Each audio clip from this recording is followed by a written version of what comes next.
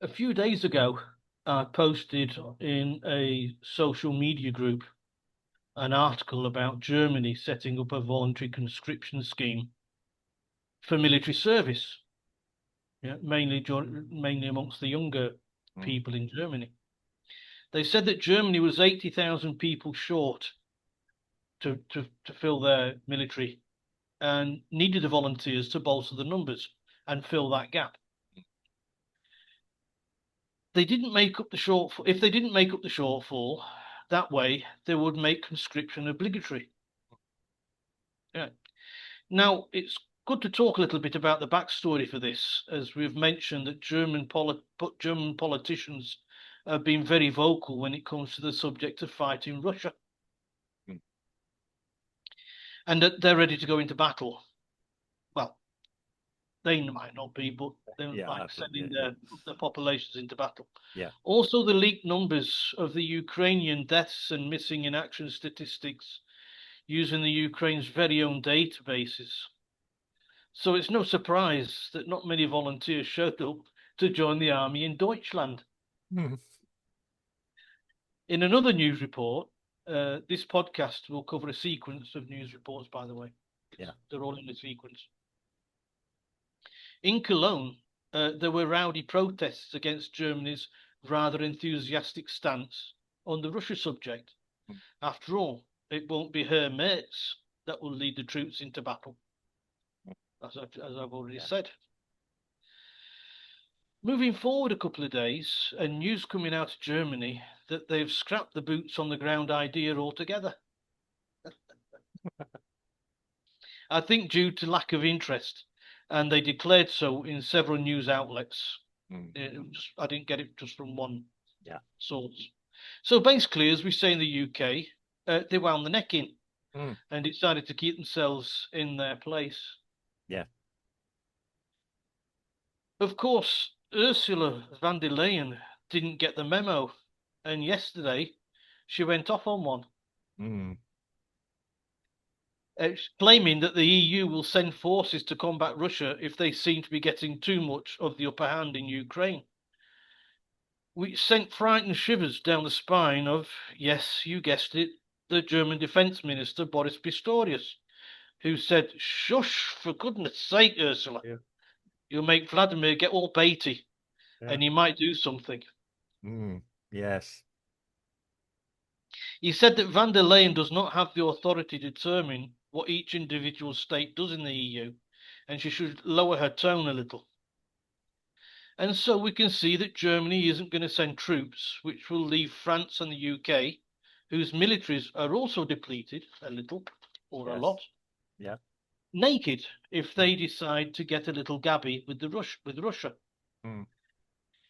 But with both Macron and Starmer clinging onto power in their respective countries by their fingertips, I need to ask if anybody would be listening to them anyway. I don't think so. Yeah.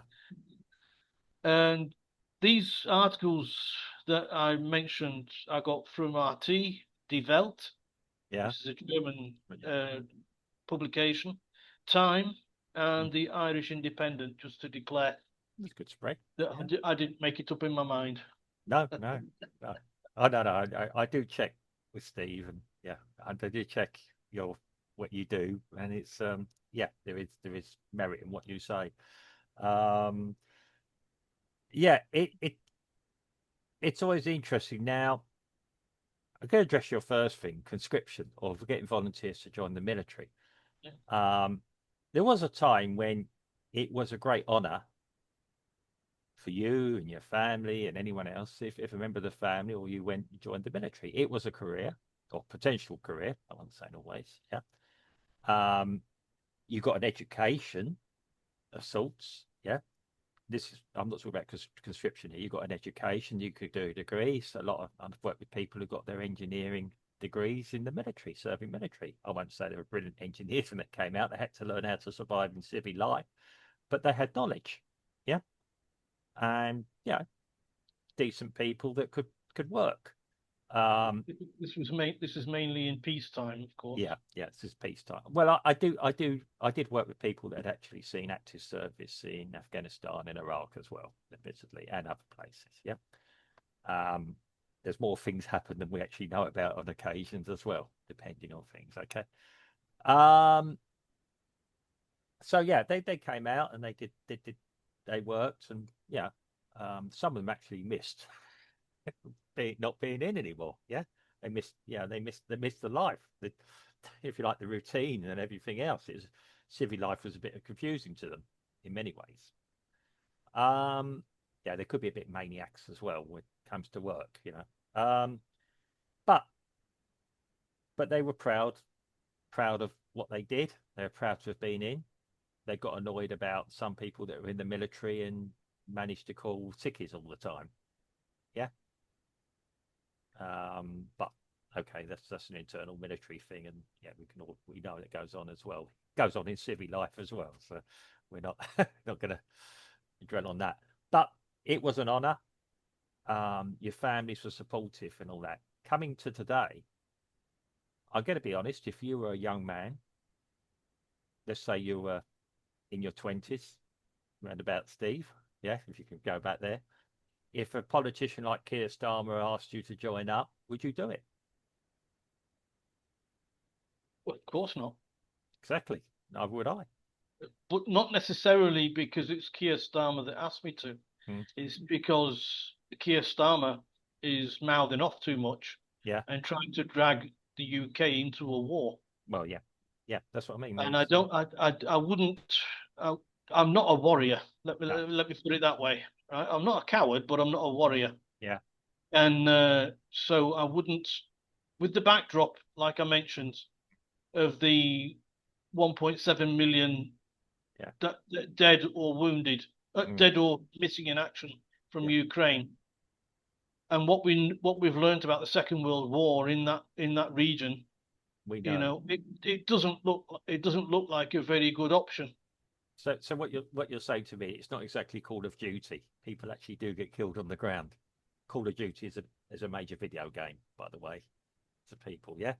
And youngsters play it and think that's the military, and yeah, I mean, Oh well, I mean, we've all done it. We've all played at Cowboys and Indians. We've all yeah, played at armies, and yeah, we all had our action men and everything like yeah. this. But I mean, Yeah, of course. But the there's thing is that when push comes to shove, it's a reality check. Yeah, you need to have a ganders like I have at yeah. some of the images that are Well, coming out of war zones, yeah. Well, and you just realise just how futile it is. And it's not necessarily the fact that the guys are fighting amongst other fighting with other guys. It's the fact that the fat cats in the capital cities mm. are not there. They're just sending people to their deaths. Well, this was it.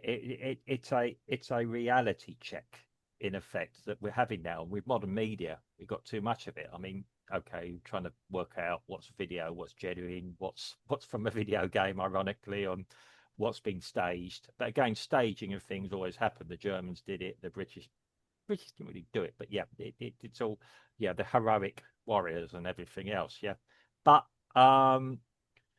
yeah, but when you go into a military, and it's just not a case of going in, but even when you volunteer to go in the military, you do in the British military, you do, and certainly in the army, which I was going to go into, you do 6 weeks of basic training.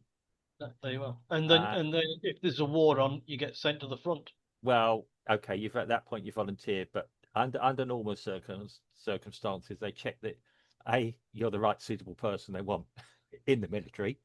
Yeah. Mm. So it's like a 6 week training course which you have to pass, and many don't pass it for various different reasons. It could be health Well, reasons. Yeah, when we had conscription in the UK, just as they have in the Ukraine, yeah, the conscripting blokes are 60 years old, mm, and I'm sure that they did the same thing more or less in the UK.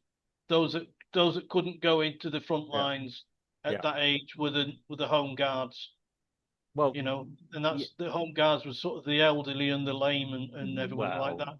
yeah. I mean, yeah, and yeah, the real youngsters. I mean, the Home Guard, despite well, Dad's No, army, they showed them to be brave people in the program, but, and they were brave. They were brave men. So to actually say, yeah, if the actual invasion happened, would they hold for long? Who knows? I mean, ultimately, there'd been strategies. There were lots of killing fields and ways but to do it. They were trained in what I'm guerrilla trying to get warfare as at, well. Yeah, what I'm trying to get at is if conscription came into it yeah, and there was a war on, then if you passed your 6 weeks basic training or yeah, not, yeah. you'd be sent to the front Well, lines. that's it. That's the difference. Conscription is getting the bodies in, willingly or not. Yeah. Um, and I mean, admittedly, a lot of people were conscripted in World War I and World War II and did their duty, and they didn't want to be there. But you had no. I mean, when you read the stories, and they did it with humour. I mean, you talk about the British humour, and to a certain extent, the Germans. When you read accounts of the Germans, nobody wanted to be there, even to the point of agreeing not to kill each other on occasion. You've got the Yep. famous story of the football match. Yeah. Again, If the football match took place or not, I'm not sure, but the story's there were there, it happened. and Episodes did happen. Yeah. Yeah. yeah, and then when they went back to the trenches, then they didn't want to fight each other. Mhm. So what the English do, they shipped everybody out and put Yeah. more people in Yeah. who didn't know the Germans just to keep fighting at them. Well, that's it. Well, you get your rolling thing. I mean, yeah. I mean, plus the fact you did get mentally ill. They done began to understand, um, yeah, mental illnesses, and yeah, there was Well, PTSD. That did I think it was just the fact that the English and the German that played in the football match started to understand what humanity was. well. This is it. And I was talking to a younger person today, and one of my clients, yeah, in one of my lessons, and I said because he said he'd seen a film all about, I think it's World War II, where a guy had seen the killing on the front, and yeah, it's all to do with his spirituality and everything, and how it affects you. And I think it affects a lot of people. I mean, when you go into the military, and we've all met them, they're not quite, yeah. People who are in the military, you train to be a different person. They dehumanize you, depending on what branch of the military you're going into. Really, um, they dehumanize you so you are capable, and it was made quite clear to me when I was in the recruitment place. You might be an engineer, you might be a medic, you might be something else. They will still teach you how to hold a rifle or a gun and shoot at someone. The theory being, if you're not prepared to shoot at them, they'll certainly shoot at you. Yeah, or every possibility. Yeah, I mean, militaries, you do need willing people there. Now, would I be willing, as you said, knowing what I know now, and I'm only in my fifties, yeah, You can uh, still go. I could potentially still go. I mean, I'm reasonably fit. That doesn't mean I want to go, guys. I'm reasonably still, as you know, Steve. I'm discipling. I do things. I mean, yeah, I probably couldn't be a front line guy. Would I be willing to go? I don't know. It would depend on the war, but I wouldn't want to fight for the crop of leaders we have now. Right. And I have to admit, and I don't mean that just with the UK, I mean that across Europe. Um, and I see them as political elites. I mean, in medieval times, the king made the decision, and at least he was leading the charge at the front. Yeah. Um, I Well, don't. we got our friend Ursula, who thinks not only thinks that she can determine what's going to happen in her own native country, but she can say what's going to happen in countries that have got nothing to do with her. Well, And you know, it just shows you the utter ignorance of these people. no. Well, I wouldn't say it's ignorance. They have an absolute belief that they're right. That that is it. The whole idea of the EU has turned from being a trading agreement society, Yeah. and that's what it was, into this federal monolithic. I'm trying to find a polite word here.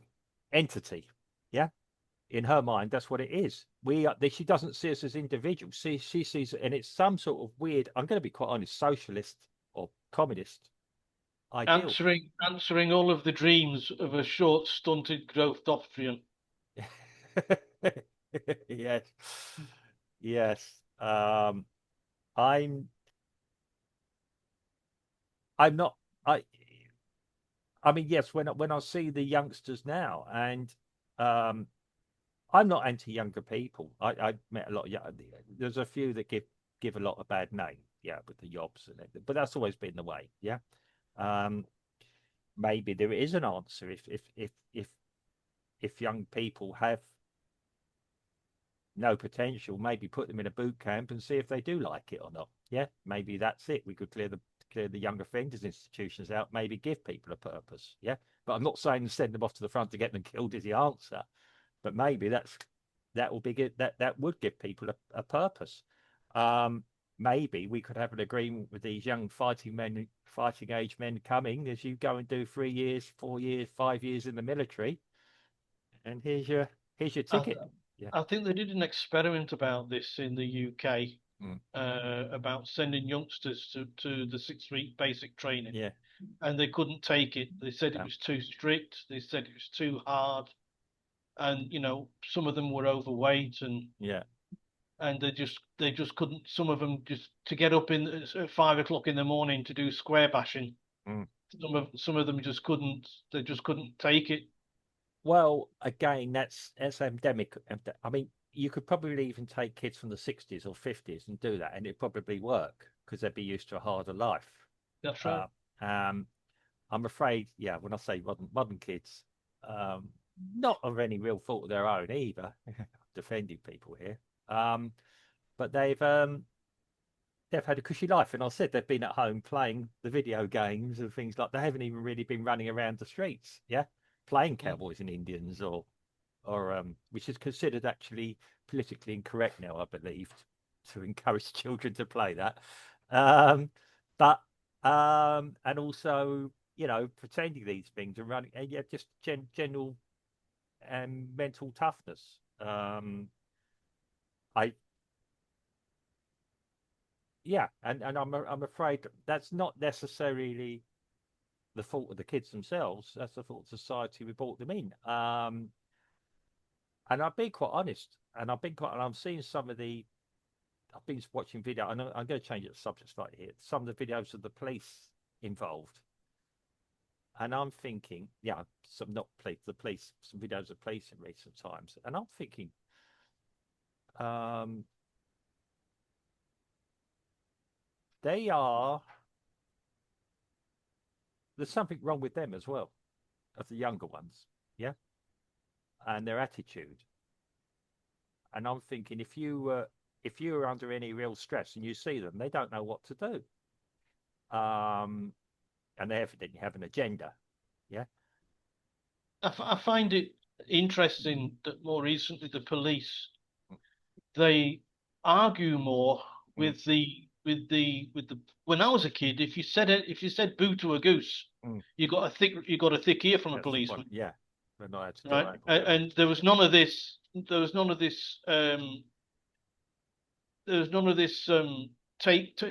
recording videos of them and saying, Yeah. go on, hit Yeah. me. Yeah. Well, None of that that because that he'd hit you.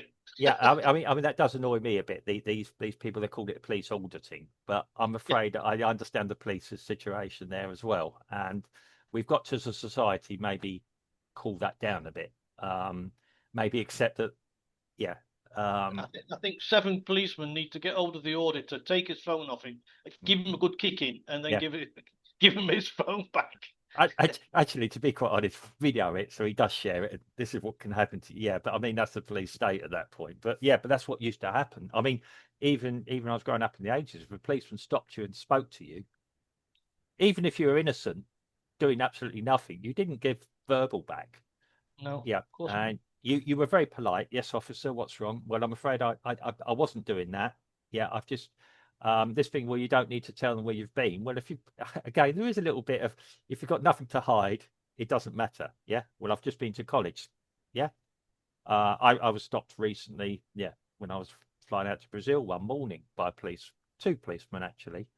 Um, and I finished work, finished a shift, and I was just going to see a relative of mine to get ready to get to the airport. And this kind of worried me a bit because I had a flight to go, and that's what my mind was. And suddenly, next thing I know, I'm at my relative's place, and two policemen. yeah, I'm at the gate, and they called me over. Said, "Hello, sir. What you doing?" Well, I'm about to go into this house here. Why are you going into the house? Is it your house? No, no, it's one of my relatives. Can you prove that? Well, if you get me ringing the doorbell, we'll find out. Anyway, he took me one side, and yeah, the female. It was a female, and then I think it's female. And he said, I just confirmed my story, but apparently, there'd been someone. I just happened to be wearing a sweatshirt, sweatshirt or hoodie, yeah. And he said we had a report of a hoodie, somebody wearing a hoodie who's just done a sexual assault somewhere. This is in West London, and yeah, so but fair enough. I stood there. They were a little bit aggressive with me, but hey, I wasn't going to bite it, you know. I wasn't that interested in. I just had other things, and I said, no, no, I've just come straight from where I've come from, you know. And I and anyway, yeah, my story checked out, but I wasn't aggressive. But on the other hand, I think he was being a bit aggressive to see what my mood was if I had something to hide. And I understand it. It's like immigration officers; they're not going to be your best friends, yeah, as well, yeah. I think the moral of that story, Mark, is that you should stop trying to look gangster wearing a hoodie. Well, it was a bit cold, and to me, I wore these a lot. It's not I was looking gangster. I just it was sportswear, you know, as far as I'm concerned. I wasn't trying to be anything. I wanted to be somewhere, but I wasn't didn't have the hood up or anything, you know. But it was kind of funny. I mean, I sort of and yeah, we thanked each other. He said, and I said no, thank you, because yeah, if you're looking after us, sort of thing, you know. I didn't try and shake their hands or anything because it inconvenienced me. Like the guy the other day who was trying to shake the copper's hand, and I understand why the policeman didn't do it, because after dancing in carnival in previous years and all that, they probably want to appear to be impartial now. Yeah, um, they do. When I'm criticising them, but they do a difficult job as well, and this thing about following orders as well. Yeah, I know I've changed the note slightly, but who'd be a policeman now? Who'd be a soldier now?